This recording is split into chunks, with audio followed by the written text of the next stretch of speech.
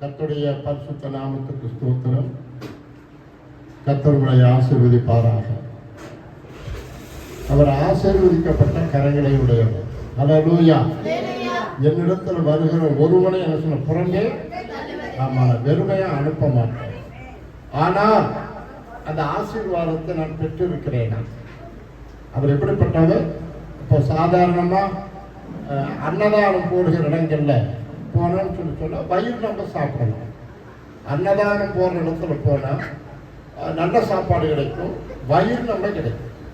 இப்போ சாதாரணமாக தட்டில் வாங்கிட்டு போவாங்க, பார்ப்பேன் 2 சாப்பாட்டை ஒட்டுக்க வாங்கிட்டு போவாங்க. சில தட்டில் வாங்கிட்டு போவாங்க.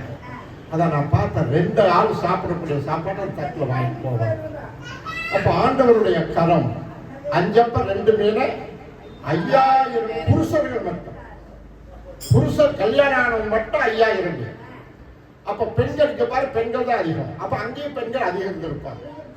5000 அவங்க ஒரு 6000 போட்டுக்கொள்ளுமே, 11000.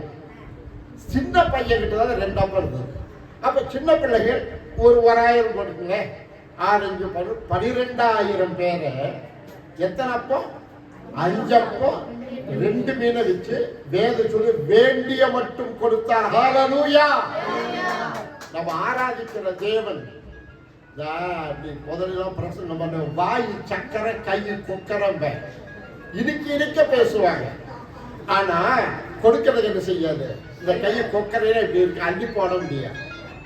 நம்முடைய ஆண்டவர் அப்படிப்பட்டவர் அல்ல. நீங்கள் அம்மா கேட்பதற்கு அதிகமாக, நினைப்பதற்கும் வேண்டிக் கொள்வதற்கும் அதிகமாக செய்கிற ஆண்டவர் நம்முடைய ஆண்டவர். ஹல்லேலூயா. ஆனால் அப்படி பெற்று இருக்கிறேனா? அப்படிதான் என் மனசு உள்ள சொல்லுதா? ஏன்னு கேட்டா, இது எனக்கு இப்படி அன்றாடம் எழும்புகிற கேள்வி. இதை இன்னைக்கு ஏதோ இன்னைக்கு நான் ஒரு பிரசங்கியார நிக்கிறேன் அப்படின்னு சொன்னா இன்னைக்கு எனக்கு ஒரு நிறைவு. அவர் எவ்வளவு கூட வேண்டிய மட்டும் போதுமான அளவுல. வயதான காலத்துல கர்த்தர் எனக்கு ஒன்று வேணுமேங்கிற கவலையே இல்லை. நான் என்னைக்குமே எனக்கு ஒன்று வேணும்னு கேட்டு ஜெபித்தது கிடையாது. மற்றவங்களை எனக்கு என்னது வேணும் ஜெபிங்கன்னு சொல்லி கேட்டுக்கொண்டது கிடையாது. ஏனென்று கேட்டால் என் ஆண்டவர் 126:17 சொல்லுது. அவர் என்ன சொல்ற? சகலவித நன்மைகளையும் அவர் சம்பூரணமாக கொடுக்கிற தேவன். ஹல்லேலூயா. எப்படி கொடுக்கிறாரமா? சம்பூரணமாக. ஒரு தாய் தன் பிள்ளைக்கு சோறு ஊட்டும் பொழுது என்ன செய்வோம்? போதுன்னு சொன்னா விடமாட்டா. அப்ப இந்த வயிற்ற நசுக்கி பார்ப்பா. அம்மா என்ன செய்வா? வயிற்ற நசுக்கி பார்த்துட்டு ஐயோ பையாட்ட கிடைக்குதுன்னு சொல்லிட்டு என்ன செய்வா? நாய் பூனையை காட்டி எப்படியோ அந்த குழந்தை வயிறு நிறைஞ்சாத்தான் அம்மா விடுவார். ஹல்லேலூயா. உன்னுடைய மனம் நிறைந்தால்தான் என்ன செய்ய முடியும்? ஆண்டவருடைய ஆசீர்வதித்திருக்கிறார் என்று சொல்லி அர்த்தம். இன்னைக்கு நாம் என்ன செய்யறோம்? மருத்துவமனைக்கு போற நோயாளிகளை போல இந்த சபைக்கு போனா, ஜெபத்துக்கு போனா கேட்டது கிடைக்கும், நினைக்கிறது நடக்குமான்னு சொல்லிட்டு வந்துட்டு இருக்கிறோம். அப்படி அல்ல. கர்த்தர் எதையும் நிறைவாக செய்கிற தேவன். ஹல்லேலூயா. ஆனா உங்க வாழ்க்கையில நீங்க அப்படி ஒரு நிறைவை பார்த்து இருக்கிறீர்களா?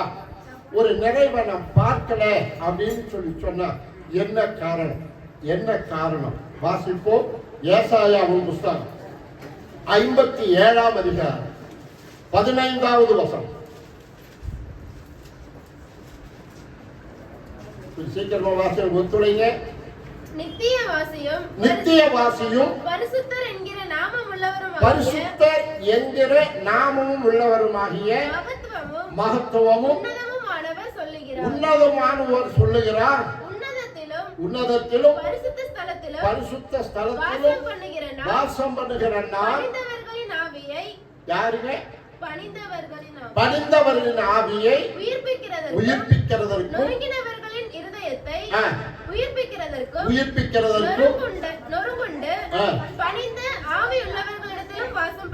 அல்லேலூயா. இதெல்லாம் ஒரு அருமையான பகுதி. ஆண்டவர் யாரோடு வாசம் பண்ணுவார்? இன்னைக்கு ஆண்டவர், நான் ஆண்டவருடைய கோயில் இருக்கேன், வாரத்துல ஒரு முறை வந்துட்டு போறோம். ஆனா அந்த ஆண்டவர் உங்களோடு கூட வாசம் பண்ணுகிறாரா? வாசம் பண்றது என்ன? அப்ப நீங்க சொல்லக்கூடாது. வாசம் பண்றது என்ன சொல்லுங்க. நீ என்ன கேட்டது, நான் என்ன சொல்றீங்களா? எங்க பாஸ்டே கேட்கறது இல்ல. சொல்லுங்க, வாசம் பண்றது என்ன? ஐயா நீங்க தான் சொல்லுங்க ஐயா. வாசம் செய்யறதுனா என்ன? இதயத்துல வாசம் பண்றதுனா என்ன சொல்லுங்க பார்க்கலாம். குடியிருக்கு. ஹல்லேலூயா. அது முதல்லயே சொன்னா இத்தனை தரம் நான் பேசி 2-3 தண்ணி குடிச்சு அவர் என்ன செய்யறார்? உனக்குள்ள என்ன செய்கிறார்? குடியிருக்கிறேன் என்று சொல்லுகிறார். ஹல்லேலூயா. அவர் உனக்குள்ள குடியிருப்பார் என்று சொன்னால் உனக்கு பிரச்சனை வர இடம் கொடுப்பாரு. அம்மா பிள்ளையோட கூட போறா, என்ன செய்வாங்க? கிராமங்கள்ல ஒத்தையடி பாதை இருக்கும். கிராமங்கள்ல எல்லாம் உங்களுக்கு அந்த அளவுக்கு அனுபவம் இருக்காது. நெருங்கி முள் இருக்கு. அந்த காடுகள்ல பூரா நெருங்கி முள் இருக்கு. அம்மா என்ன செய்வா? அம்மா கால் செருப்பை கழிச்சு அந்த குழந்தை காலில் கொடுத்துருவா, பொடிச்சு விடுதுன்னு சொல்லி. இதை என்ன செய்வா? இந்த தலைமையில கூடை இருக்கும். இந்த குழந்தைய கையில பிடிச்சிட்டு வா. இந்த முள்ளுக்குள்ள அவன் நடந்து போவா. ஆனா அந்த குழந்தைய என்ன செய்வா? கைய பிடிச்சு கூட்டிட்டு போவா. ஏன்? இல்ல, செருப்பு கொடுத்தாச்சு. அம்மா கூட போறா. என்னை தயவு செய்து நீங்க கவனிச்சீங்கன்னு சொல்லி சொன்னா, என்னை நடத்துகிற தேவன், என்னுடைய குடும்பத்தை நடத்தின தேவன் உங்களை நடத்துவார். ஹல்லேலூயா. ஏன் நான் சொல்றேன்னு கேட்டா, ₹1 எந்த வருமானம் இல்லாதபடி, பணமே இல்லாதபடி 50 ஆண்டு காலம் என்னுடைய குடும்பத்தை நடத்திருக்கிறார். ஹல்லேலூயா. என்னுடைய குடும்பம் ஒரு பெரிய குடும்பம் அப்படின்னு சொல்லி சொன்னா, 4 பிள்ளை திருமணங்கிறது சாதாரண கிடையாது. எல்லா நாளும் சொல்ல நான் ஆசைப்படுறேன். எனக்கு கத்த என்னுடைய வாழ்க்கையில அவ்வளவு பெரிய காரியங்களை செய்திருக்கிறார். எனக்கு ஒரு ஆண்டவர், உங்களுக்கு ஒரு ஆண்டவர். ஹல்லேலூயா. அவர் நாமத்தின் மேல் விசுவாசம் உள்ளவர்களாய் அவரை ஏற்றுக்கொண்டவர்கள் எத்தனை பேரோ அத்தனை பேரும் தேவனுடைய பிள்ளைகள். ஹல்லேலூயா. நீ ஞானஸ்தானம் எடுத்தது உண்மைன்னு சொல்லி சொன்னா நீ தேவனுடைய பிள்ளை. ஹல்லேலூயா. அவர் என்ன செய்கிறார்? இந்த தாய் என்ன செய்கிறார்? மறுபடியும் சொல்றேன், அவள் கையை பிடித்து கூட்டி செல்லுவார். ஏன்? கை தலையில கூட பாட்டிமா கல்லன் தெரிச்சு விடும். அப்படியே கையெடுத்து கூட்டு வர. ஏன் சொல்லுங்க பார்க்கலாம். ஒரு குழந்தைய அம்மா கையை பிடிச்சு கூட்டிட்டு போவார். கல்லு தட்டு அது குழந்தை என்ன செய்யும்? பொத்துன்னு விழுந்துரும். இப்ப ஆனா அம்மா கையை இந்த குழந்தை பிடிச்சதுன்னா என்ன செய்ய கவனிக்கணும். அம்மா விரல நீட்டிக்கிட்டாங்க, இந்த குழந்தை கை பிள்ளைகளை கொஞ்சம் நேரம் இருந்தானா அம்மாவுடைய கை கொழுவாட்டு இருக்கும். இதை கவனிக்கணும். ஏன்னா எல்லா நாளும் அழுதகன்னு ஒழுது மூக்கா இருக்கிறது கர்த்தருடைய சித்தம் அல்ல. நீங்க சொல்ற சாட்சிகளை எல்லாம் கவனிப்பேன். ஏன்னா தேவன் உனக்கு மனமிறங்கி செய்தவர்களை பிறரிடம் அறிவி. நம்ம எல்லாரும் என்ன சாட்சி சொல்றோம்? புலம்பல் சொல்றோம். புலம்பல் அதெல்லாம் சாட்சி அல்ல. நான் என்னுடைய சபையில் இப்படி சாட்சி சொல்ல அனுமதிக்கவே மாட்டேன். எந்திருக்கணும் உட்கார்ந்து சொல்லிடுவேன். அப்படிதான் என்ன அர்த்தம்? ஒரு மருத்துவமனைக்கு போனா டாக்டர் புகழறீங்க, அவங்க கொடுக்கிற மருந்தை பெருசா நினைக்கிறீங்க. நீ கர்த்தருடைய சமூகத்துக்கு வந்து கர்த்தருடைய வார்த்தையை கேட்டு, இந்த வாரம் போனேன், இந்த வாரம் பிரசங்க கர்த்தர் என்னோடு பேசினார், இந்த வார்த்தை அந்த மாத்திரையுடைய வியாதியை வலியை குணமாக்கிறது, இந்த கர்த்தருடைய வார்த்தை என்னுடைய வாழ்க்கையை மாற்றி யாராலும் சொல்ல முடியுமா? என்னைக்கு எப்படி வந்தீங்களோ உள்ள அப்படியேதான் இன்னைக்கு வரைக்கும் இருக்கிறீங்க. ஏன் கர்த்தர் செய்யவில்லை? ஏன் அப்படி சொன்னா, வேதத்துல என் ஆண்டவர் உலகத்தில் உள்ளவர்களை பார்க்கணும், உங்களில் இருக்கிறார் பெரிய ஆண்டவர். கவனிங்க, 100க்கு 2 பேர் தான் கிறிஸ்தவர், 98 பேர் மற்றவர்கள் தான். 100க்கு என்னுடைய சென்சஸ் நான் எடுத்தக்காரங்க 50 வருஷம் அனுபவத்தில் எத்தனை பேர் கிறிஸ்தவங்க? 100க்கு மிச்சம் 98 பேர். இந்த 98 பேரை பார்க்கணும். நீங்க மேன்மையா இருக்கீங்க, அதுக்கு கீழே இருக்கீங்களா? ஒரு கேள்வி கேட்டுக்கங்க. இப்போ ஒரு நல்ல சம்பளம், அந்த வீட்டுல எப்பவும் சான் தலைஞ்சா முழங்கத்திக்குது 10 நேரம் சொல்லி சொன்ன, நீ வாங்குற சம்பளம் தான் என்னதான் ஆச்சு? 2 பேரும் சம்பாதிக்கிறாங்க. இல்லைன்னு சொல்லி சொல்ல கேட்பா, ஏன் நீ 2 பேரும் இத்தனை சம்பாதிக்கிறா என்னத்துக்கு? பெருக்கானத்துக்கு போத பணம் எங்க? உன்னுடைய ஆண்டவர் பெரியவர் என்று சொன்னார். இன்னைக்கு நீ எங்க இருக்க? அப்ப அவர்களை பார்க்கணும். நீங்க எந்த அளவுக்கு மேன்மையுள்ளவர்களா இருக்கிறீர்கள்? நான் சொன்னேன், உங்களுக்கு அவர் என்ன செய்யறார்? வாசம் பண்ணுகிறார்னா உங்களோடு கூட குடியிருக்கிறார். 2 கொரிந்தியர் 6ஆம் அதிகாரம் 17ஆம் வசனம். இந்த ஏசாயா 57:15 அப்படி வச்சிருங்க. 2 கொரிந்தியர் 6:17. ஆனபடியால் நீங்கள் அவர்கள் நடுவில் இருந்து புறப்பட்டு பிரிந்து போய் அசுத்தமானதை தொடாதிருங்கள் என்று கர்த்தர் சொல்லுகிறார். அப்பொழுது நான் உங்களை ஏற்றுக்கொண்டு உங்களுக்கு பிதாவாய் இருப்பேன், நீங்கள் எனக்கு குமாரரும் குமாரத்திகளுமாய் இருப்பீர்கள் என்று சர்வ வல்லமையுள்ள கர்த்தர் சொல்லுகிறார். ஆண்டவர் சொல்றார், அவரை ஏற்றுக்கொண்டவர்கள் யாராமா? அவரை ஏற்றுக்கொண்டவர்கள் யாரு? அவரை வேதத்துல வாசிப்போம். அப்பொழுது நான் உங்களை ஏற்றுக்கொண்டு உங்களுக்கு பிதாவாய் இருப்பேன், நீங்கள் எனக்கு குமாரரும் குமாரத்திகளுமாய் இருப்பீர்கள். யாரா இருக்கீங்க? குமாரனும் குமாரத்தை. எந்த அப்பா அம்மா தன் பிள்ளைக்கு கிழிஞ்ச துணி போட்டு 10வது சோறு போடுற பொம்பளை யாரா இருக்காங்களா? தன் பிள்ளை அப்படி கேட்கறதுக்கு முன்னாடி அந்த நாட்கள்ல 10 வயசு ஆன போது, இன்னைக்கு தான் பாவம் அப்படியே பிசாசு விளையாடுது. யாரு? கிறிஸ்தவ சமுதாயத்தின் மத்தியில கிறிஸ்தவர்கள் தான் பிசாசுடைய ஏஜென்ட்கள். கையில படிக்கிறது பைபிள், ஆனா அவங்க வாழ்ற வாழ்க்கை முழுக்க முழுக்க உலகம். பாவத்துக்கு என்ன செய்யறாங்க? விதைகளாக விதைக்கிறார்கள் பாவத்தை. உங்களை நான் சொல்லல, நான் பெங்களூர் பட்டணத்துல ஊழியம் செய்த காலத்துல நான் சிவாஜி நகரை பாஸ் பண்ணி தான் எச்ஆர் ஏர்போர்ட் எனக்கு ஒரு சபை இருந்தது. அந்த தெருவில் போக முடியாது. சிவாஜி நகர் டவுன்ல கிறிஸ்தவர்கள் சபைக்கு போயிட்டு நான் காலை ஆராதனை முடிச்சுட்டு இரவு ஆராதனைக்கு ஏர்போர்ட்டுக்கு நான் போவேன். அப்ப அந்த சபை முடிச்சது கிறிஸ்தவர்கள் வருவார்கள் அப்படின்னு பிசாசுக்கு தடத்துல நடைபாடும். ஆக மொத்தம் இன்னைக்கு நாம என்ன செய்யறோம்னு சொல்லி சொன்ன, பிசாசுக்கு நாம ஏஜெண்டுகளை கிறிஸ்தவர்கள். ஒருவன் கிறிஸ்துவுக்குள் இருந்தால் அவன் புது சிருஷ்டியா இருக்கிறான், பழையவையில் ஒழிந்து போயிட எல்லாம் புதிதாயின. எல்லாம் 10 வயசு ஆயிட்ட போது அன்னைக்கு பிள்ளைகளுக்கு அது வரைக்கும் சாதாரண பாவாடை ஜாக்கெட் போட்டுருக்கோம், ஒரு மாதிரி சட்டை. 10 வயசு ஆயிட்ட தாவணி கொடுத்துருவாங்க. எத்தனை தெரியுமா? அதை வேணா சொல்லலாம். 10 வயசு ஆனவங்க பிள்ளைக்கு ஏன் அந்த பிள்ளை பெருசா ஆகிறா அப்படின்னு அப்பா கவனிக்க. அப்பா அம்மா சொல்லுவா, பிள்ளை வேற வயசாயிட்டு பெரியவளா ஆயிட்டே இருக்கிறா, மொடுமொடுன்னு சுத்தரா, அவனுக்கு ஒரு ஏதாவது துணி வாங்கி அறிவு இருக்குதா? இல்ல இந்த வாரம் வாங்கி கொடுத்துறேன். ஏன் என் பிள்ளைய யாரும் ஆபாசமாக அசிங்கமாக பார்க்க கூடாது. என்ன செய்வாங்க? 10 வயசு ஆணுடனே அந்த பிள்ளைக்கு தாவணி கொடுத்துருவாங்க. இன்னைக்கு கேவலம். தேவபக்தி உள்ளவர்கள் என்று சொல்லிக் கொள்கிற ஸ்திரீகளுக்கு ஏற்றபடியே நீ என்ன செய்யணும்? தகுந்த வஸ்திரம். நான் சபை நடத்தின காலத்துல இன்னைக்கெல்லாம் போச்சு. என்னுடைய பிள்ளைகள் சபை விசுவாசிகள் ஒருத்தரோட கீழே ஓப்பனை ஜாக்கெட் போடக்கூடாது, இப்படிதான் பட்டம் போடணும். என் பிள்ளைகள் யாரும் வாலிப பிள்ளைகள் சடபிட்டி போடக்கூடாது. அத்தனை பிள்ளைகள் குடுவைதான் போடுவார்கள். என்னுடைய கர்த்தர் சபையில அத்தனை 40 தினமும் நடக்கும். கர்த்தர் வாசம் செய்தார். ஹல்லேலூயா. சபை மத்தியில உலாவி வந்தார். அப்படியே டெட் பாடியை தூக்கிட்டு வராங்க சபைக்குள்ள. உள்ள நாங்க எல்லாம் என்னோட கூட 5 பிள்ளைகள் இருப்பாங்க, மொத்தம் 2 பேர் இருப்பாங்க, 7 பேர் இருப்பாங்க சபையில. எந்நேரமும் ஜெபம் தான். அந்த உள்ள கொண்டு வராங்க, வெளியே வரும்போது எதிர்த்து நடந்து போவாங்க. எந்த ஹாஸ்பிட்டல் கூட அற்புதம் நடக்காது. காரணம் என்ன? உனக்குள்ள இயேசு வாசம் பண்ணினா.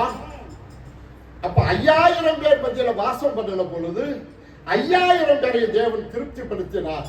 இன்னைக்கு உனக்குள்ள ஆண்டவர் வாசம் குடியிருக்கிறார் என்று சொன்னார்.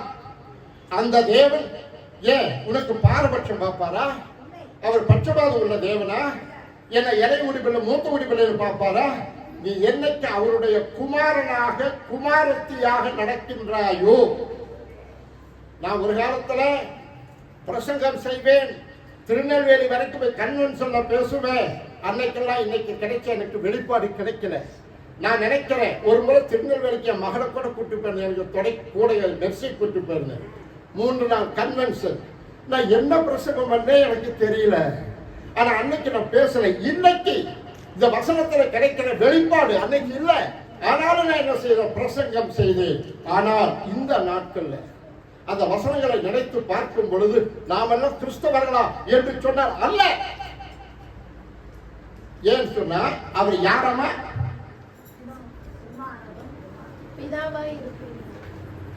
அப்படியே என்ன சொல்லி இருக்கு? பிதாவா இருப்பேன்னு சொல்லியிருக்கா? அப்பொழுது நான் உங்களை ஏற்றுக்கொண்டு உங்களுக்கு பிதாவாய் இருப்பேன், நீங்கள் எனக்கு குமாரரும் குமாரத்திகளுமாய் இருப்பீர்கள் என்று சர்வ வல்லமையுள்ள கர்த்தர். யாரா இருக்கீங்க? ஏன் பத்தியா நீங்க அவங்களுடைய பிள்ளை இல்ல, அதான் வாயிலே வரமாட்டேங்குது. அவருடைய பிள்ளை இருந்தா அதான் உங்க வாயில வரும். அப்போ ஓ பிள்ளைக்கு இதை செய்யணுங்கிற உணவு உணர்த்தி அறிவிருக்கும் பொழுது நீ அவருடைய பிள்ளையா இருப்பா என்று சொன்னார். ஹல்லேலூயா, ஹல்லேலூயா. என்னுடைய நாடு திருமணத்திற்கும் யாரிடத்தில் எதுவும் கேட்கவில்லை. நான் கர்த்தருடைய சமூகத்தில் உட்கார்ந்து ஜெபித்தேன். ஆண்டவரே, என்கிட்ட பணம் இல்லை. இப்போ கைகால் வராம படுத்திருந்தப்போ 4 லட்சம் ரூபாய் 5 லட்சம் ரூபாய் வேணும், 4 லட்சம் ரூபாய் வேணும் என்ற 4 பிள்ளைகளை 4 பக்கம் அழுது கொண்டு இருக்கிறார்கள். நான் சொன்னேன், எனக்கு யாரும் 1 ரூபாய் கடன் வாங்கி என்ன வைக்க மாட்டவே கூட. நீங்க 4 பேர் சேர்ந்தா 1 லட்சம் கடன் பண்ணுவீங்களா? மிச்சம் 3 லட்சம். 4 லட்சம் இருந்தாதான் டாக்டர் காப்பாற்ற முடியும் என்று சொன்னார். இந்த நான் சொன்னேன், ஒருத்தரும் கடன் வாங்கி என்ன செய்ய வேண்டாம், எனக்கு வைத்தியம் பார்க்க கூடாது. நான் ஆண்டவர்கிட்ட சொன்னேன், வேணும்னா எடுப்புங்க, இல்லைன்னா எடுத்துக்குங்க, நான் மொண்டையா படுத்திருக்க மாட்டேன்னு சொல்லி அப்படி இப்ப நேரம் இன்னும் வந்து நின்ன நேரத்துக்குள்ள கர்த்தருடைய வாழ்க்கையில் அற்புதம் செய்தார். ஹல்லேலூயா. 5 லட்சம் ரூபாய் ஆபரேஷன், 5 பைசா செலவில்லாதபடி யாரோ 5 டாக்டர்கள் பொறுப்பெடுத்துக் கொண்டார்கள். ஹல்லேலூயா. நான் எதை வைத்து கேட்டேன்? உன்னுடைய குமாரன் என்ற உரிமையில் கேட்டேன். உன் பிள்ளை கேட்டா 1 முறைக்கு 2 முறை கேட்டா ஐஸ் கேட்கும், அம்மா வாங்கி சளி பிடிச்சிங்களா வேண்டாம்னு சொல்லுவா. இது வேணுட்டு சங்குச்சின்னு குதிக்கும், கீழே படுத்து உருளும். அந்த கலசம் தெரியுமா, எந்திரிச்சு 2 வெச்சு போட்டு இந்தா தின்னு சாவுன்னு சொல்லிட்டு ஐஸ் வாங்கி கொடுப்போம். இங்கதான் இருக்கிறீங்களா? இங்க இருக்கிற சொல்றத கவனிக்கிறீங்களா? அப்ப என்ன செய்யறா? ஏன் அவன் வாங்கி கொடுக்கல? சளி பிடிச்சுக்கிண்டா. ஆனா இதுல அது குழந்தை அழுகும், நிலத்தல படுத்து உருளும், கையை பிடிச்சு தூக்கி 2 வச்சு வாங்கி விட்டா தின்னு சாப்பிடும். ஏன்? அது வேண்டாம்னு தெரியும். ஆனாலும் அந்த பிள்ளை கேட்கிறேன் என்று சொல்லி அதை அந்த ஐசா தாய் தகப்பன் வாங்கி கொடுக்கிறான் என்று சொன்னார். அவருடைய குமாரத்தை நீ இருப்பது உண்மையானால், அருமையான தேவனுடைய பிள்ளையே, உன்னுடைய வாழ்க்கையில நான் கேட்டேன், ஜெபித்தேன், நான் நம்பினேன். ஏமாந்து சொல்வதற்கு ஒன்றுமே கிடையாது. ஹல்லேலூயா. ஏன்னா இந்த வசனம் எல்லாம் தெரியாத காலத்திலேயே நான் கர்த்தருக்கு பயப்படுகிற வாஞ்சை இருந்தபடியினால நான் நினைப்பதற்கும் வேண்டிக் கொள்வதற்கும் அதிகமாக, ஹல்லேலூயா, அதிகமாக அந்த 5 மீனே அந்த வசனம் சொல்லுது, வேண்டிய மட்டும் கொடுத்தார். நாங்க இந்த VBS நடத்துவோம். அப்போ இந்த பிள்ளைகளுக்கு சாப்பாடு கொடுப்போம். எல்லாம் VBS முடிக்க உடனே நான் எதையும் சிறப்பாக செய்வேன், நல்லா ருசி டேஸ்டா செய்வேன். அப்போ அந்த பிள்ளைகளை என்ன செஞ்சாங்க, ஒரு சின்ன பையன் அவன் சாப்பிட்டுக்கிட்டே இருக்கிறான். எத்தனை நாள் சாப்பிட்டேன்னா 8 சாப்பிட்டேன்னா. எப்படா இருந்ததுன்னா செம்மையா இருந்ததுன்னா. எப்படி அது அப்படின்னா எனக்கு தெரியல. அவன் சொன்னா செம்மையா இருந்ததுன்னா, அப்படியே செம்மையா அப்படின்னு அப்படியே நல்லா இருந்துச்சு. அவன் என்ன செய்தான், அந்த பையன் 8 இட்லி சாப்பிட்ட நினைச்சு கூட பார்க்க துடிப்போது. பையன் எத்தனை சாப்பிட்ட? 8 இட்லி சாப்பிட்ட. ஹல்லேலூயா. அப்ப என்ன செய்தோம், ஒரு சாதாரண மனுஷன் வேணுங்கிற அளவுக்கு கொடுப்பான்னு சொல்லி சொன்னா, உன்னை அழைத்த தேவன், ஹல்லேலூயா, உனக்கு பிதாவா இருக்கிற தேவன் அப்படின்னா அந்த வசனத்துக்கு இன்னொரு வசனம் சொல்லுது, பிதாவிடத்துல கேட்கிற எதையும் அப்படின்னா பிள்ளை கேட்கிற பிதா கொடுக்காமல் இருப்பார்கள் ஒரு வசனம் இருக்கு. அதான் தயவு செய்து இப்ப ஏசாயா 57:15 மறுபடியும் வருவோம்.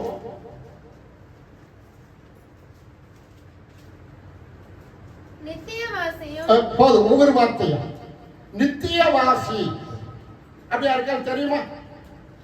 பைபிளை படிக்கிறது பெருசல்ல. உங்க கையில் இருக்கிற பைபிள் என்ன தெரியுமா, அது உங்களுக்கு உணவு. ஹல்லேலூயா. என்ன செய்வோம், முதல்ல சாப்பிடுவோம், குழம்பு நல்லா நல்லா டேஸ்டா இருக்குது, இன்னொருக்கு என்ன செய்வோம், இன்னும் கொஞ்சம் போடு.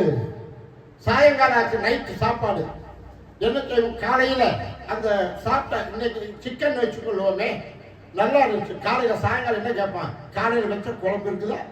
ஏன் காத்தால சாப்பிடும்போது எப்படி இருந்தது, நாக்குக்கு இருக்குதா? இல்ல அப்படின்னு சொன்னா தீர்ந்து போச்சு. அதுக்குள்ள தீர்ந்து விட்டீங்களா?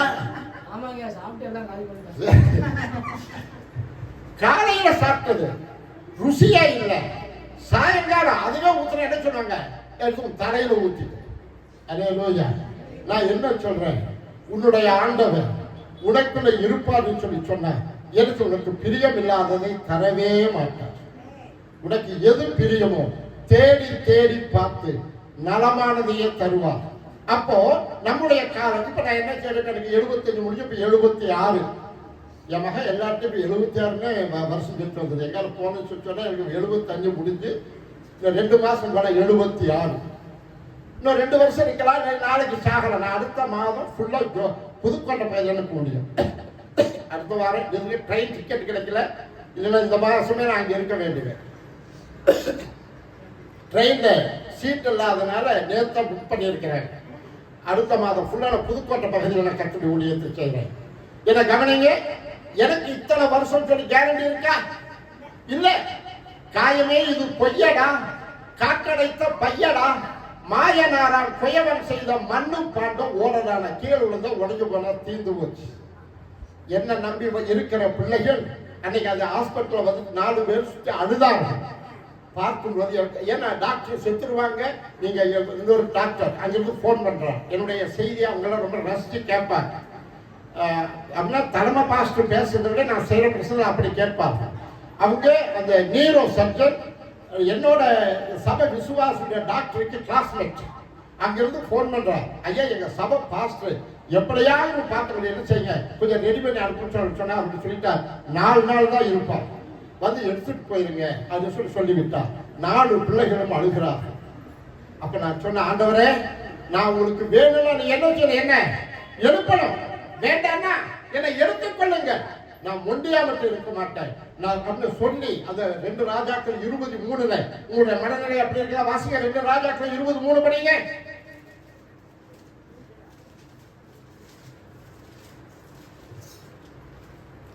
கர்த்தாவே, நான் உமக்கு முன்பாக உன்னையும் கவனிங்க, கவனிங்க.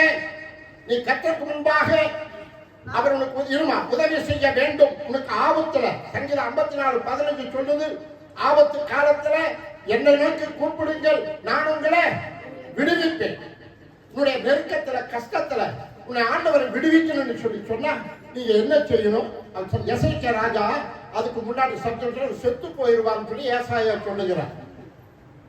எசேக்கியா ராஜா செத்து போயிருவப்பா ஆண்டவர் சொல்லி இருக்கிறார், வீட்டு காரியங்களை ஒழுங்கு பண்ணு. அவர் ராஜா. இப்ப சாதாரண ஒரு குடும்பத்துல கூட பிள்ளைகளை கூப்பிட்டு வரவு செலவு எவ்வளவு இருக்குது, இன்னது இருக்குது பிள்ளைகளை சொல்லுவார்கள் கடைசி நேரத்துல. இப்ப ராஜா கிட்ட சொல்றா, நீ செத்து போயிருவன ஆண்டவர் சொல்லுகிறார், நீ ராஜாவாக இருக்கிறாய், அரண்மனை ராஜா அதுல ஏதாச்சும் ஒழுங்கு செய்ய சொல்லி ஒழுங்கு பண்ணு, வீட்டு காரியங்களை ஒழுங்கு பண்ணு, செத்து போயிருவேன்னு சொல்லுகிறார். இந்த ராஜாவுக்கு பெரிய துக்கம். ஜெபிக்கிறார், என்ன சொல்லுகிறார்? கர்த்தாவே அது இருக்கிறது இல்ல, அவன் அலறினான், அதுல ஆண் இருக்கு, அவனை கத்துனான், கதறினான். நான் இதுக்காக உமக்கு பயந்து வாழ்ந்தேன், உமக்கு முன்பாக நின்னு படிக்கணும். என்ன செய்யணும்? உண்மை கவனிக்கணும். நீ கிறிஸ்தவ வாழ்க்கையில உண்மை அப்படின்னு என்ன அர்த்தம்? இந்த வேதம் என்ன சொல்லுகிறதோ செட்டி சறுக்கிறது, அதை சட்டி மணக்கு நீ முடிச்சுட்டா ஆள் பாதி ஆட பாதி, நீ போடக்கூடிய துணியை வச்சுதான் நான் மதிப்பான். நீ ஆள் பாதி தான், போடக்கூடிய ஆட பாதி, இதை 2ஐயும் வச்சுதான் உன்னை மதிப்பார்கள். நான் மிகவும் எளிமையாக வாழ கற்றுக்கொண்டேன். எல்லா உணவுலேருந்து எல்லாத்துலையுமே கொஞ்சம் பேரா சேர்ல உட்காருங்கன்னு சொல்லணுங்கிறதற்காக இந்த வெள்ளத்துணி போட கற்றுக்கிட்டேன். நீ எனக்கு கலத்துணி போட்டதில்லை. போறதுல என்ன செய்யணும்? கொஞ்சம் வாங்க உட்கார்ந்து சொல்லக்கூடிய ஒரு மரியாதைக்காக இந்த வெள்ளத்தில் கொஞ்சம் சுருக்கலாம அப்படி தேய்ச்சி போட்டுக்குவேன். மற்றபடி என்னுடைய வாழ்க்கை டோட்டலாகவே எளிமையாகவே நான் வாழ்ந்தேன். அப்போ கிறிஸ்தவ ஆண்டவருக்கு முன்பாக நீ என்ன செய்யணும்? உன்னுடைய கிறிஸ்தவ வாழ்க்கை உண்மைனா சத்தியம், சத்தியம்னா உண்மை. நீ வசனத்தின்படி நீ வாழுகிறாயா? ஏன் ஆபத்து நினையாத வேலையில் வரும் பிரச்சனைகள். நான் நினைச்சு கூட பார்க்கல ஒரு சம்பவம் நடக்குன்னு சொல்லிட்டு உன்னுடைய வாழ்க்கையில் அப்படி சம்பவிக்கும். இப்ப எசேக்கியா ராஜா நல்லா இருக்கிறான், ஆனா தீர்க்கதரிசி சொல்றான் என்ன செய்வேன்? செத்து போயிருவேன். இவன் கேட்ட உடனே அவனுக்கு ஒரு எலக்ட்ரிக் ஷாக்.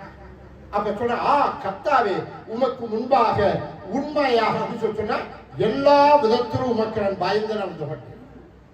உண்மையும் மகா உத்தமமாய் அப்படின்னு அர்த்தம். மனுஷர் பார்க்க நாம் இன்னைக்கு பாடுகிறோம். எல்லாருமே இன்னைக்கு ஊழியக்காரன் பிரசங்க யாருக்கு மனுஷனை பிரியப்படுத்துறதுனால பிரசங்கம் செய்கிறோம். எனது வேதத்தின் சொன்னா யாரும் சாப்பிட்டு என் காலத்துல அப்படி இல்லை. இன்னைக்கு பிரசங்கிப்பதற்கு ஊழியக்காரன் யோசிக்கிறான். உனக்கு தான் டேஞ்சர் சொன்னா கோபிச்சுக்குவாங்க. அன்னைக்கு ஒரு சகோதரர் உட்கார்ந்து இருக்கிறாரு. நான் செல்ல பார்த்துட்டு உட்கார்ந்து இருக்காரு. கொஞ்ச நேரம் பார்த்தேன். என்ன யாரை அவமதிக்கிறீங்க?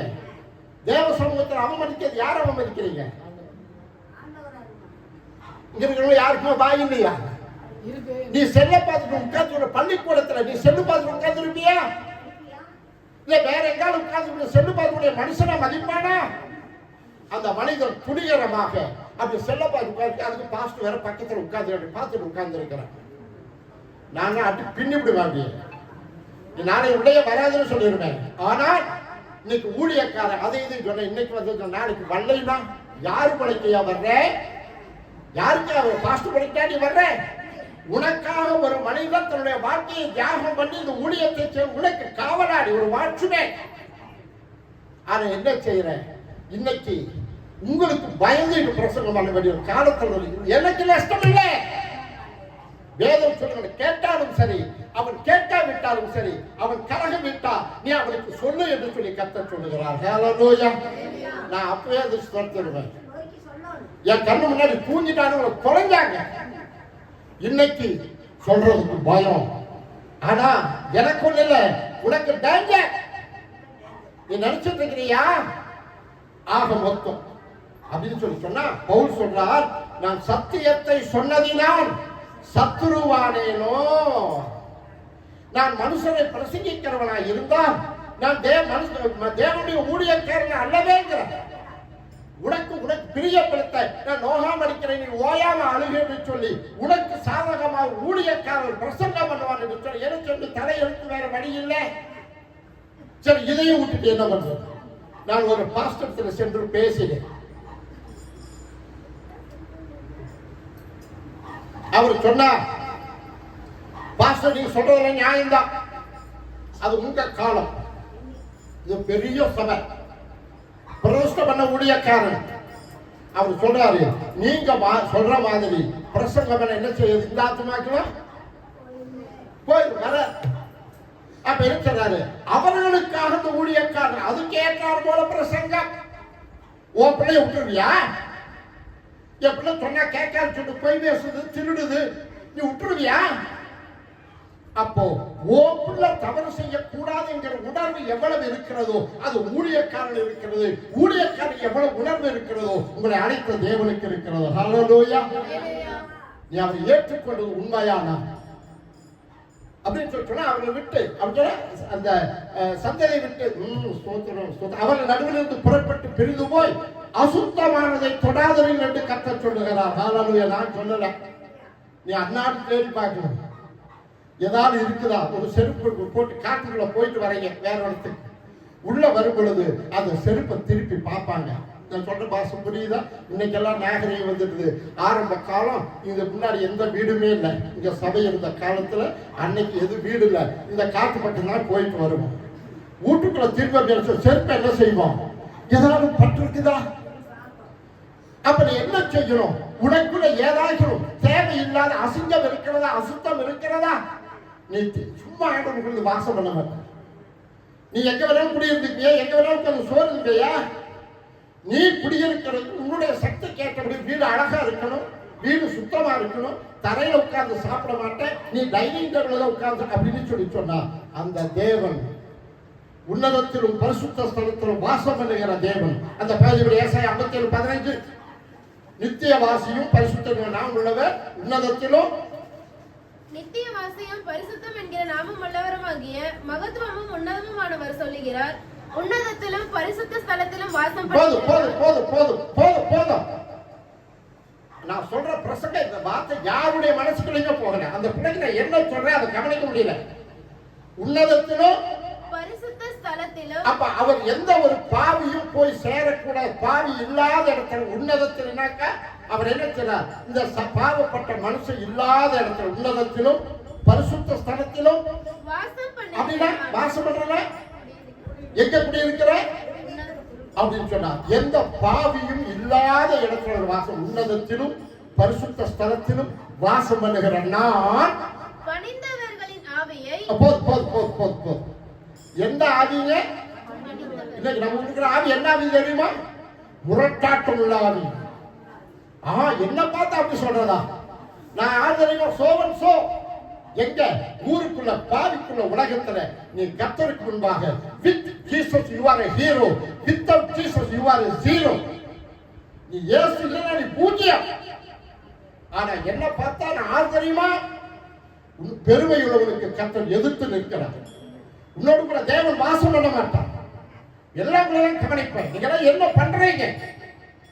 ஏன்னு கேட்ட 50 வருஷம் சபையை நடத்துறதுனால இப்படிப்பட்ட ஜனங்கள் இருக்கிறீர்கள். என்ன பிரசங்கம் எனக்கு தெரிய மாட்டேங்குது. எந்த ஜனங்களுக்கு புரியும்? ஆனா காய் பருப்பு குழம்பு கொடுத்தா சீரனாகல, ரசத்தோட சோறு போட்டு பாருங்க, அப்போ ரசம் உனக்கு தீரணமாகவில்லையே. அருமையான தேவனுடைய பிள்ளையே, இயேசுடைய வருகையின் காலத்தில் சாக்கு போக சொல்ல சமயமே இல்லை தெரியுமா? நாம் கடைசி நேரத்தில் நின்று கொண்டு இருக்கிறோம். இன்று நீ மரித்தா நாளை நீ எங்கே ஜீவிப்பார்? ஐஸ்வர்யவான் லாசரு கதையை வாசிங்க. லூக்கா சுவிசேஷம் 16ஆம் அதிகாரம் 19ஆவது வசனம்.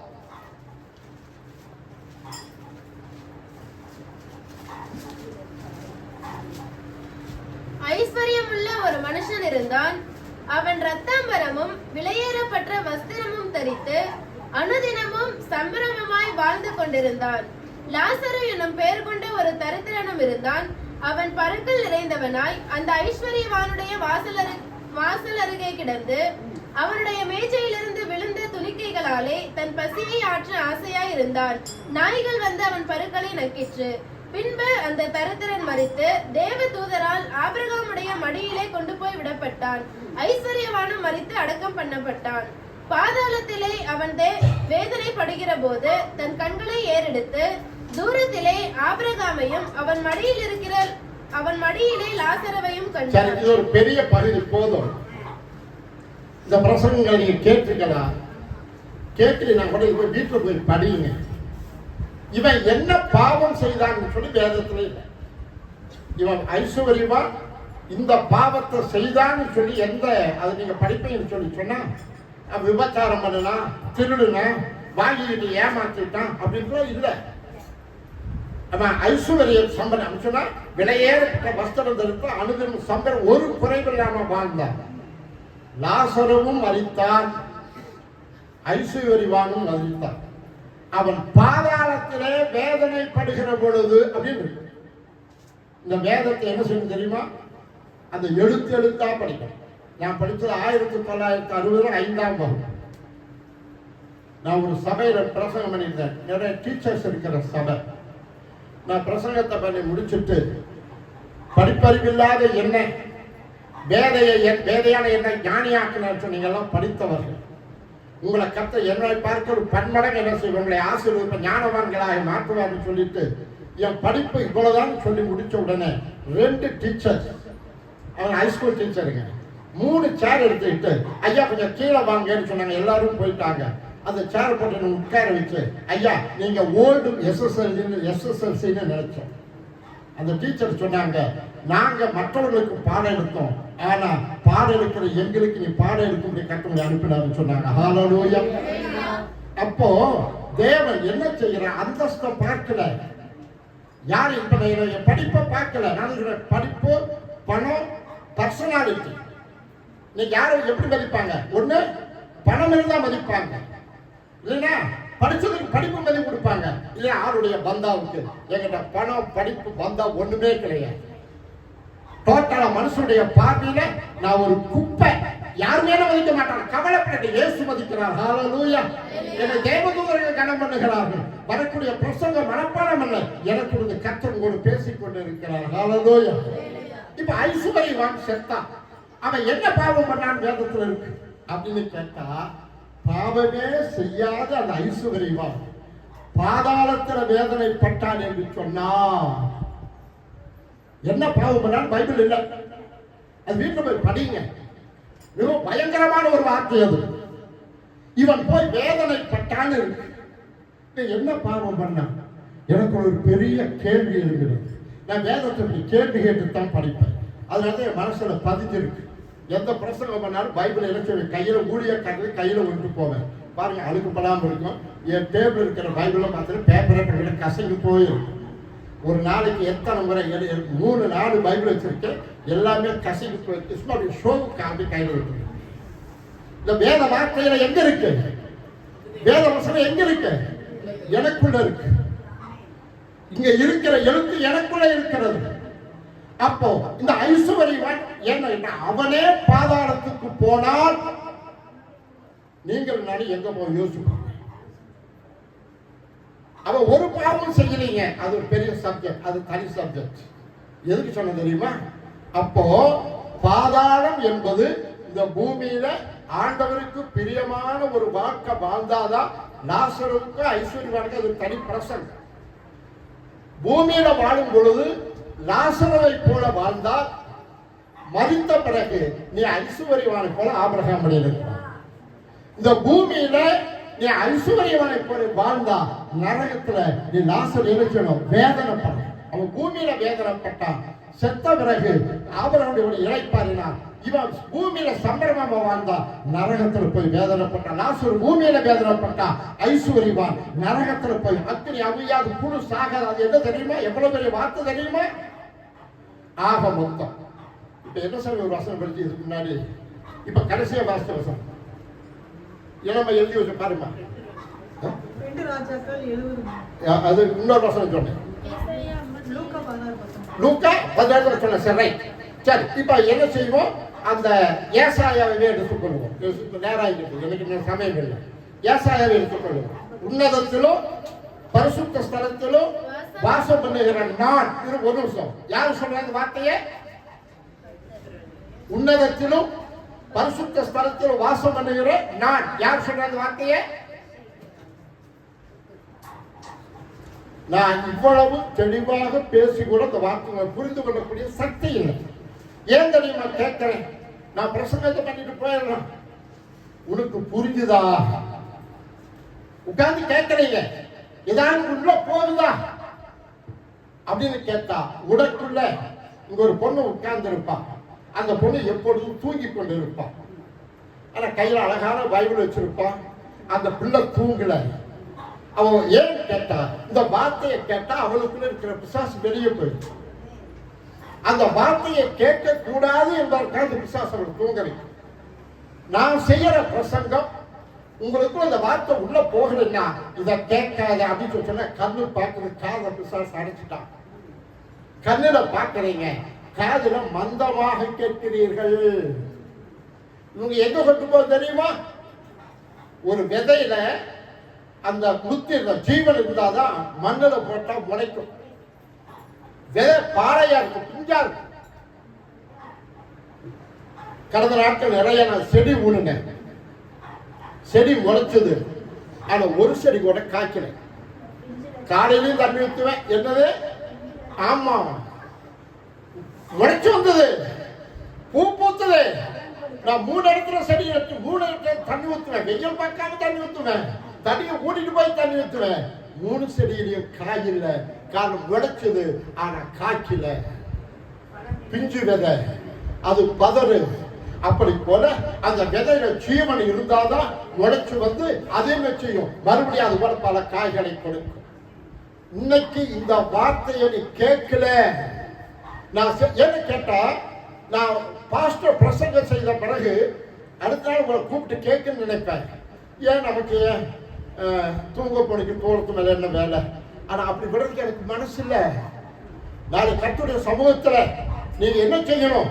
ஏன்னா சரீரத்தில் அவனவன் செய்த நன்மைக்காவது தீமைக்காவது தக்க பலனை அடையும்படி நீங்கள் கிறிஸ்துவின் நியாயாசனத்துக்கு முன்னால் நின்றே தீர வேண்டும். கர்த்தருடைய ஊழியக்காரனாகிய நானும் கேட்கிற நீங்கள் சும்மா நான் சபைக்கு வந்துட்டேன், கணக்கு காட்டிட்டு போயிட்டு சர்ச்சுக்கு வந்தேன். பாப்பத்தியம்மா மாடு வந்துச்சா? வந்துச்சு.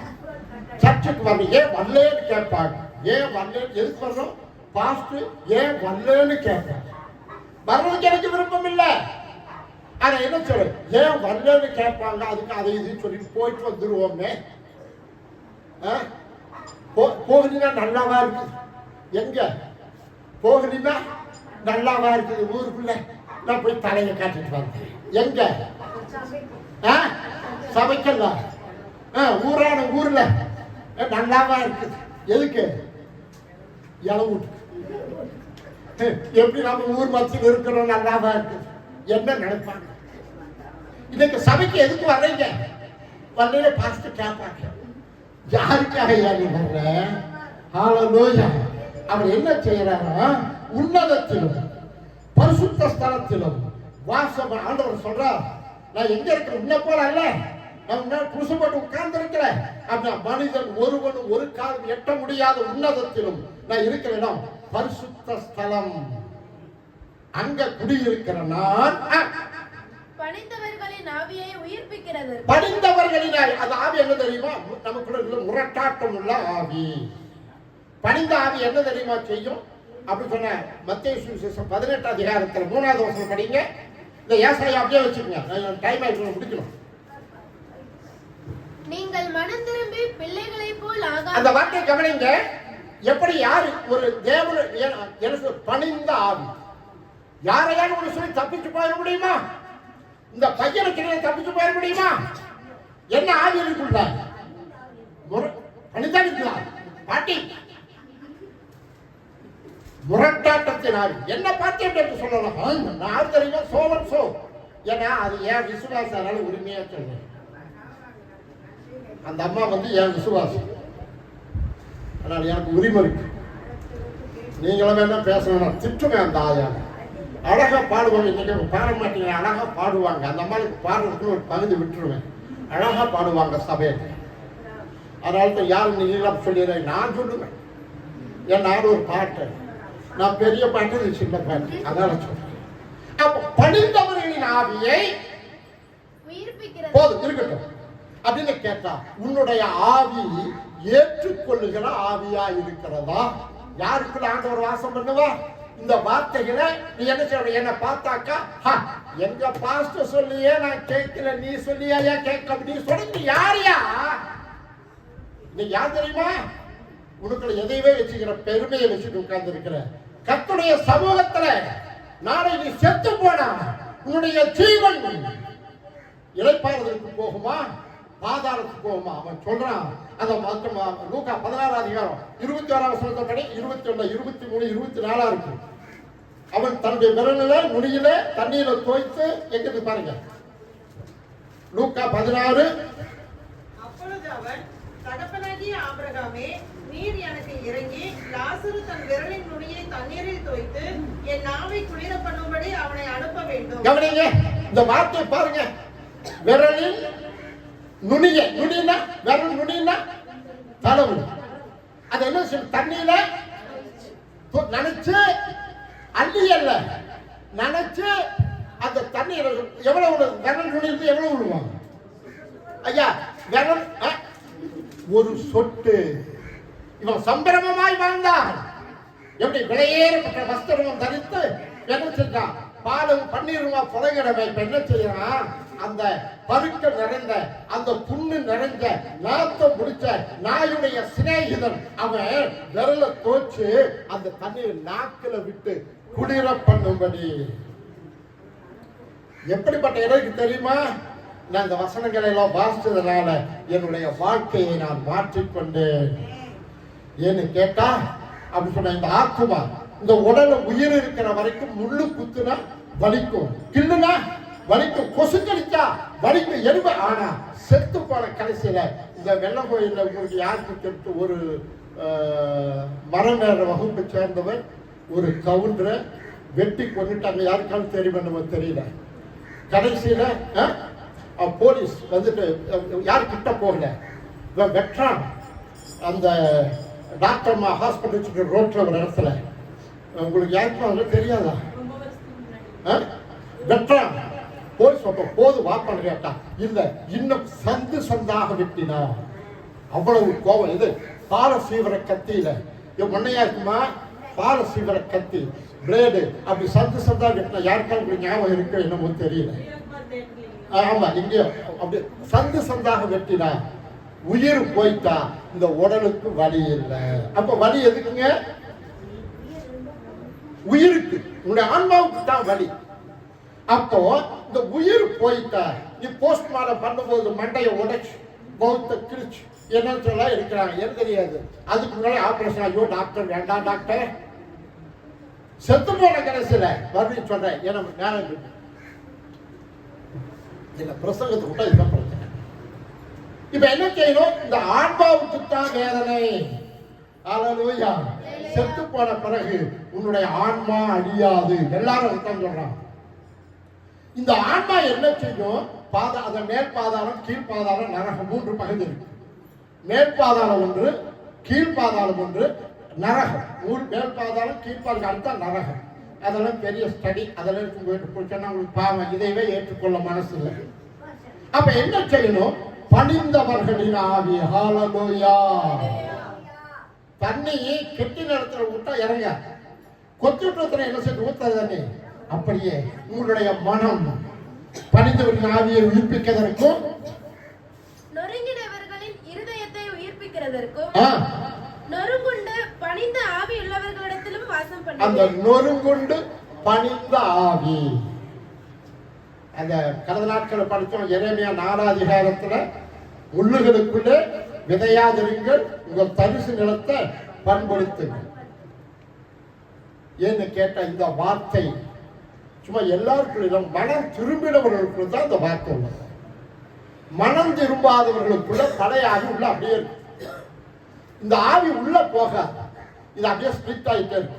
ஒரு குளத்துல ஒரு நிறைய இருக்க அப்படின்னா உள் பக்கம் ஏதோ ஒரு பொருளை வச்சுட்டு ஒரு குடம் தண்ணி ஊத்துனா உள்ள என்ன செய்யும்?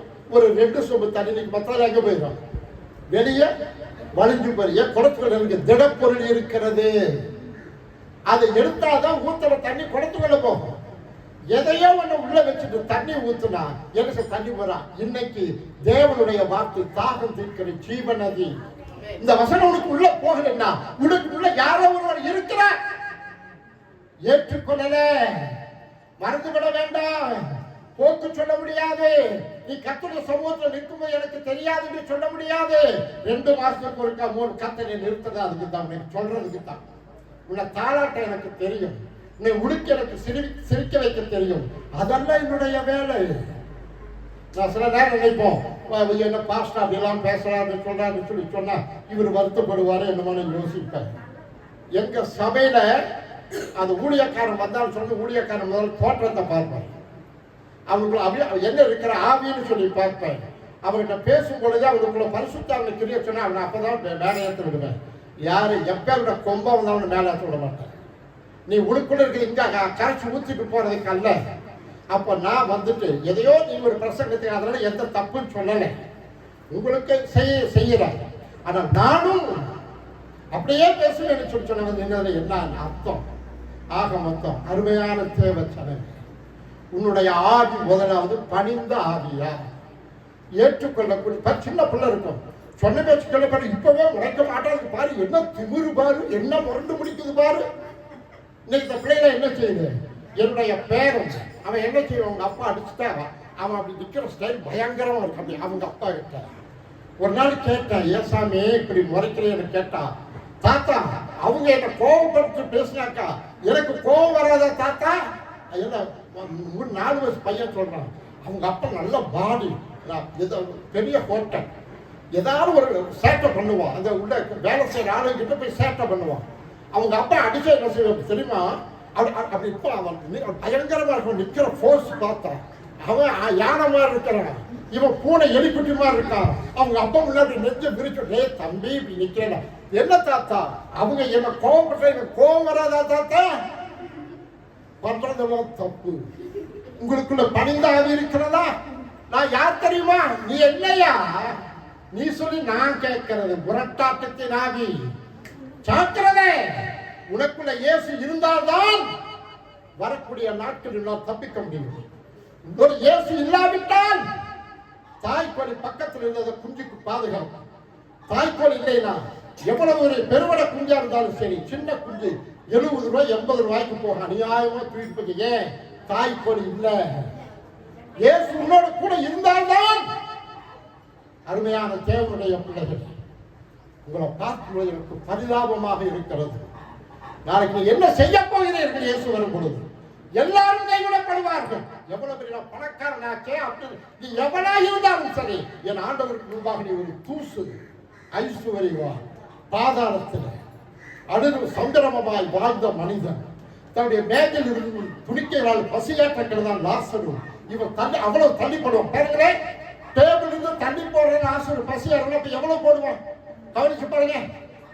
ரெண்டு அவன் தின்னுட்டு என்ன செய்வான்? அப்படியே யாருக்கால் புரியுதா? என்னங்க நீ என்ன நினைச்சியெல்லாம் சொல்றியாப்பா, எனக்கு என்னப்பா புரியும்? நீ இதையெல்லாம் சொல்லியா எனக்கு புரிய போகுது.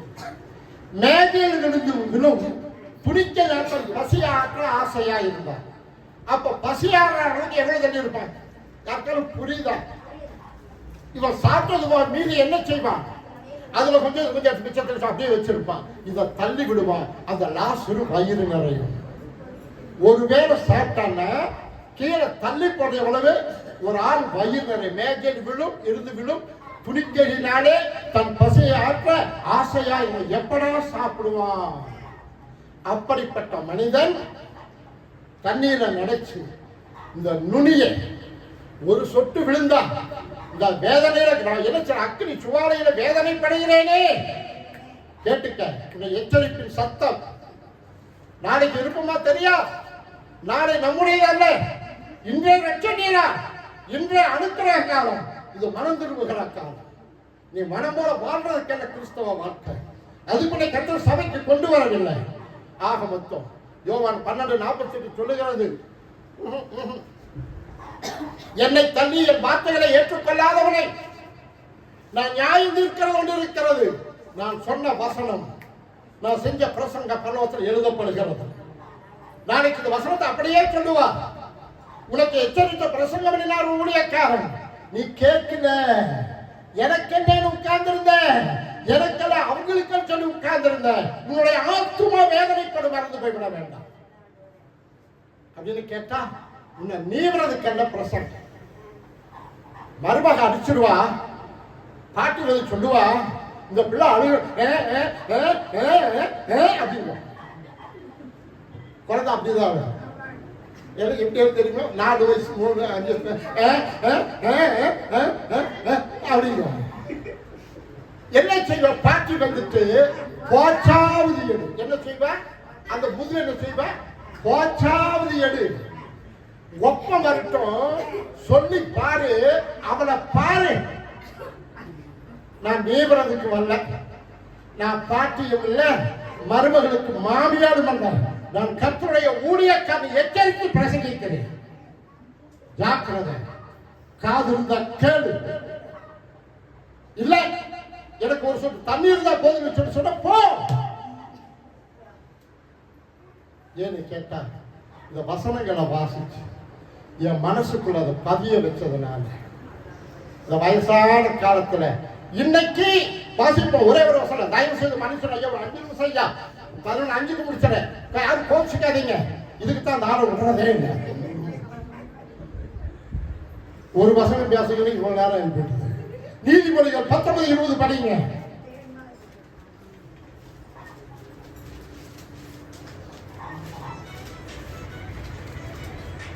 உன் அந்திய காலத்தில் நீ ஞானம் உள்ளவனாய் இருக்கும்படி ஆலோசனையை கேட்டு புத்திமதியை ஏற்றுக்கொள். ஒருவேளை நீ வாலிப வயசுல சாகலைன்னா, இந்த நாட்கள்ல இந்த ஆலோசனையை கேட்கலைன்னா, என்னையாட்டம் இருக்கும் பொழுது நீ கண்ணீர் விடுவாய். இன்னைக்கு இருக்கிற எல்லாருக்கும் சொல்றேன், என ரத்தம் முரட்டாற்றமுள்ள ஆவி, பணிந்த ஆவி உங்கள்கிட்ட இல்லையா? உன்னை கர்த்தர் கணக்கில் வைத்திருக்கார், மறந்து போய்விட வேண்டாம். என்ன செய்யணும்? அந்திய காலம். இப்ப எனக்கு அந்திய காலம்.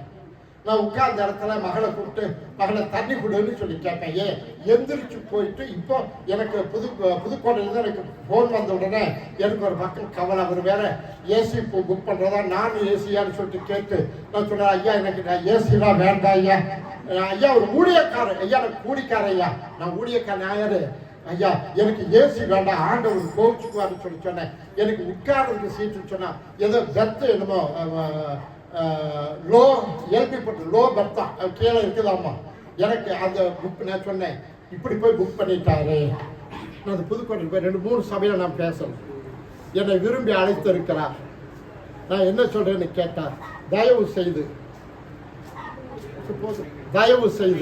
இந்த அந்த பணிந்த ஆவி முரட்டாட்டு, ஏன்னா ஏசாயா 57:15 நீங்க வீட்டில் போய் படிங்க. ஏசாயா 57:15 வீட்டில் போய் படிங்க. லூக்கா 16:19 படிங்க, போய் படிச்சு பாருங்க. ஏன்னு கேட்டா, அந்திய காலத்திலே இந்த வயசுல நீங்க யாரா இருந்தாலும் சரி, நீ எத்தனை வயசா இருந்தாலும் சரி, தேவனுடைய ஆலோசனை கேட்காவிட்டால் உன்னுடைய அந்த நாட்டிலே ரொம்ப கவலைப்பட. அன்னைக்கே சொன்னாங்க ஐயா, நான் கேட்காம போயிட்டேன்.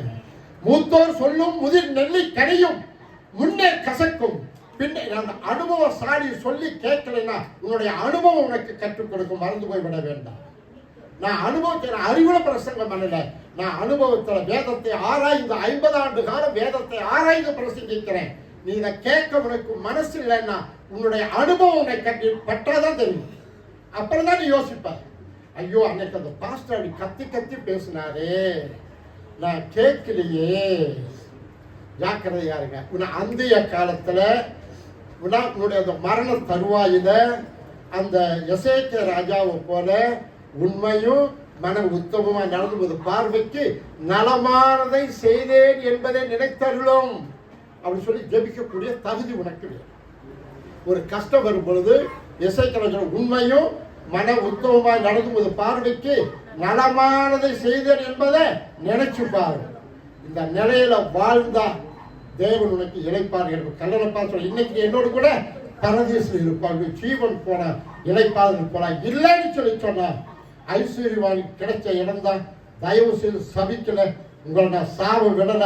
இந்த வசனத்தின்படி உங்களுடைய வாழ்க்கையை அமைத்து கொள்ளாவிட்டா நீங்க வரக்கூடிய நாட்கள்ல வேதனைப்படுவீர்கள். கண்ணீர் விட்டு தேடினாலும் கிடைக்காது, மறந்து போக வேண்டாம். எச்சரிக்கையார்கள். கர்த்தருடைய ஆசீர்வதிப்பாராக. அலங்கார வாசலாலே பிரவேசிக்க வந்திருக்கிறோம். தெய்வ வீட்டில் நன்மையாலே நிரம்பிட வந்திருக்கிறோம். அலங்கார வாசலாலே பிரவேசிக்க வந்திருக்கிறோம். தெய்வ வீட்டில் நன்மையாலே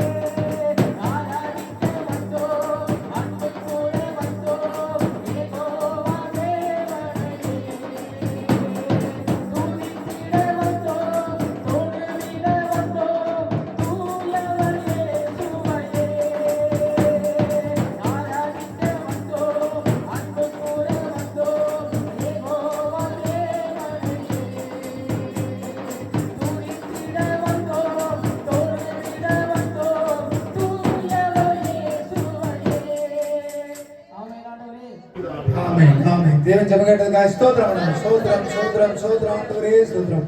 மகா இறக்கம் அன்பு தயவு நிறைந்த நல்ல தகப்பனே உம்மை ஸ்தோத்திரிக்கிறோம் துதிக்கிறோம். இந்த ஆசீர்வதிக்கப்பட்டதான நல்ல ஓய்வு நாளுக்கு ஆமென் நன்றி ஆண்டவரே. பிள்ளைகளாகிய நாங்களும் உடைய சமுத்திரம் கூடி ஆராதிக்க துதிக்க ஜெபிக்க கர்த்தர் ஏற்படுத்தி கொடுத்த எல்லா தருணத்துக்குமா கர்த்தரை ஸ்தோத்திரிக்கிறேன். அந்த பிள்ளைகள் ஒவ்வொரு பேர் பேராக தொட்டு ஆசீர்வதிங்க. அவன் குடும்பங்கள் பிள்ளைகள் பெற்றோர்கள் உற்றார் உறவினர் நண்பர்கள் ஆசீர்வதிக்கப்பட்டிருக்கட்டப்பா. குடும்பத்தில் இருக்கிற ஒவ்வொரு நபரே ஆண்டவரே நீர் அக்கினி வெளியேற்றி ஆண்டவரே பாதுகாத்துக் கொள்ளுங்க. குடும்பத்தில் இருக்கிற குழந்தைகள் முதல் ஆண்டவரே பெரியவங்க வரைக்கும் தேவ பாதுகாக்கணும். தேவ சமாதானம் இருக்கட்டப்பா ஆண்டவரே. இவங்க சுகமாய ஆண்டவரே ஸ்தோத்திர வாழ கர்த்தர் கிருபை பாராட்டுங்க. ஒவ்வொரு தேவைகளை அனுப்பி சந்திங்க. எல்லா நாசமோசம் தேவைகள் நன்மைகளுக்கு ஆண்டவரே விலக்கி ரட்சிங்க ராஜா. தேவ சமாதானம் அன்பு தயவுகளை தாங்கட்டும், வழி நடத்தட்டும், பாதுகாத்துக் கொள்ளட்டும், தப்பி வைக்கட்டும். கர்த்தர் இன்னும் பெரிய காரியங்களை செய்து வழி நடத்துங்க ராஜா. உங்களுக்கு கோடான கோடி நன்றி செலுத்துகிறேன். விசேஷமான நாளில் நடக்கிறதான ஆராதனை கர்த்தர் ஆசீர்வதிங்க. வர தடைப்பட்டவர்களை ஆண்டவர் மாலை வேளையில் அழைத்து பாருங்க. இன்னும் உங்களுக்கு உண்மையை உத்தமமா ஜெபிக்க ஆராதிக்க துதிக்க கர்த்தர் கிருபை செய்யுங்க. எல்லா குறைவுகள் குற்றங்கள் அக்கிரமங்கள் பாவங்கள் மீறுதல்களை கர்த்தர் ஒரு விஷயமா பண்ணீங்க. ஆண்டவரே முழுமையா ஜெபிக்கவும் ஆராதிக்கவும் துதிக்கவும் கர்த்தாவே எங்களுக்கு கிருபை பாராட்டுங்க. கர்த்தர் எல்லா குறைவுகளையும் ஆண்டவரே நீங்க நிறைவாக்க ஆசீர்வதிங்க பொறுப்படுத்திக் கொள்ளுங்க. இயேசு மூலம் ஜெபிக்கிறோம் நல்ல பிதாவே. ஆத்மாவே கர்த்தரே ஸ்தோத்திரம், முழுமையே பரிசுத்த நாமத்தை ஸ்தோத்திரம். ஆத்மாவே கர்த்தரே ஸ்தோத்திரம், கர்த்தர் செய்த சகல நன்மைகளையும் என்றும் மறவாதே. ஆமென். நம்முடைய கர்த்தராகிய இயேசு கிறிஸ்துவினுடைய கிருபையும் பிதாவாகிய தேவனுடைய அன்பும் பரிசுத்த ஆவியானவருடைய அந்யோன்யைக்கும் இப்பொழுதும் எப்பொழுதும் சதா காலங்களிலும் வரிய பரியந்தம் நம் அனைவரோடும் தங்கி இருப்பதாக. ஆமென் ஆமென். இயேசுவே அல்லேலூயா அல்லேலூயா அல்லேலூயா.